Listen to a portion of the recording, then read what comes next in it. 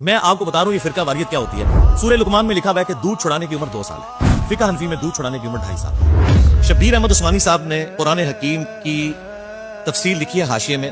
شبیر احمد عثمانی صاحب وہ ہیں جنہوں نے محمد علی جناح بان کے پاکستان کا جنازہ پڑھایا، انہی کی نسبت سے تقی عثمانی صاحب کا نام عثمانی صاحب جوڑا گیا، ٹھیک، اتنی بڑی اوورسائٹ ہے۔ انہوں نے سورہ لقمان کی تفسیر میں لکھا کہ قرآن میں تو لکھا ہے کہ 2 سال، لیکن امام حنیفہ اور حنفیوں کے نزدیک یہ عمر 2.5 سال۔ ہو سکتا ہے امام حنیفہ کے پاس بھی کوئی دلیل ہو، قرآن میں لکھا ہوا ہے 2 سال، قرآن سے اوپر تو کوئی دنیا کی کتاب نہیں، یہ کتابیں قرآن سے اوپر تو نہیں ہے۔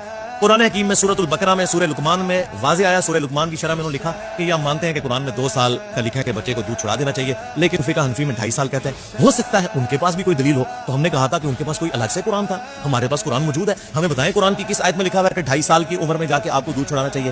وہ کہتے ہیں تو نہیں ہے، لیکن ہم ان کو کیسے غلط کہیں؟ یہ ہے جو میں نے آپ کو کہا تھا نا، میرے نبی صاحب ہے ہی کوئی نہیں، میرے قرآن صاحب ہے ہی کوئی نہیں، تیرے بزرگوں کے فتوے شاہی کوئی نہیں۔